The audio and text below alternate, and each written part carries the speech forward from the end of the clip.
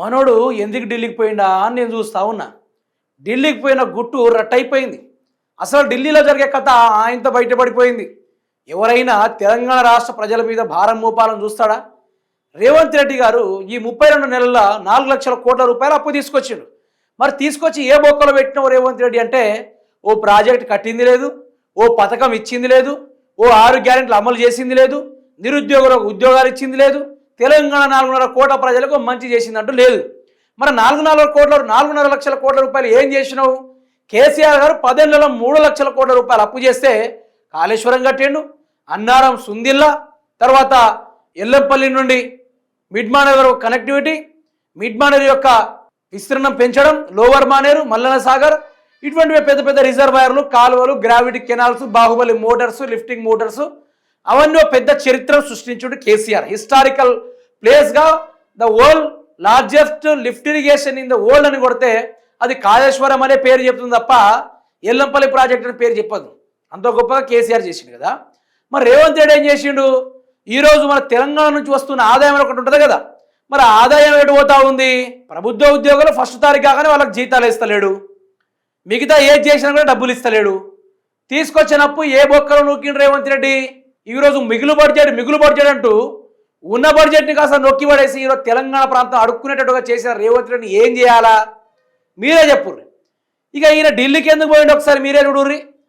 రాష్ట్రంలో జిఎస్టీ ఆదాయం పెంచాలి, ఎవరైనా జిఎస్టీని తగ్గించాలా, ఆ జిఎస్టీ దేనికోసం అని చెప్పేసి కొట్లాడలను చూసినాం. కానీ ఈరోజు రాష్ట్రంలో జిఎస్టీ ఆదాయం పెంచాలి, ఏఐతో ప్రణాళికలు రూపొందించాలి, రాష్ట్ర ఖజానాకు రాబడి పెరగాలి, జిఎస్టీ ఎక్సైజ్ శాఖలో సంస్కరణలు చేయాలి. ప్రముఖ ఆర్థికవేత్త రవీందర్తో సీఎం రేవంత్ రెడ్డి చర్చలు మొదలుపెట్టారట. చీచి తెలంగాణ ప్రజల మీద ఇంకా భారం మోపాలి, తెలంగాణ ప్రజల మీద ఇంకా దోసుకొని తినాలి, అవసరమైతే వాళ్ళు రక్తం జొర్రుకొని తినాలి, జొర్రుకొని దాగాలి అని చెప్పేసి వాళ్ళిద్దరు కూర్చొని మాట్లాడుతూ ఉన్నారు.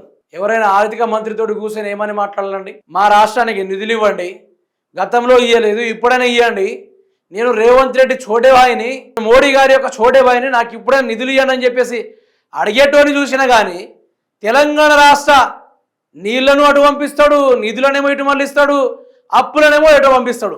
ఇంకా దేనికోసం సార్ మీరు అధికారంలో ఉన్నది? తెలంగాణ ప్రజల్ని ముంచడానికా? తెలంగాణ ప్రజల్ని ఆగం చేయడానికా?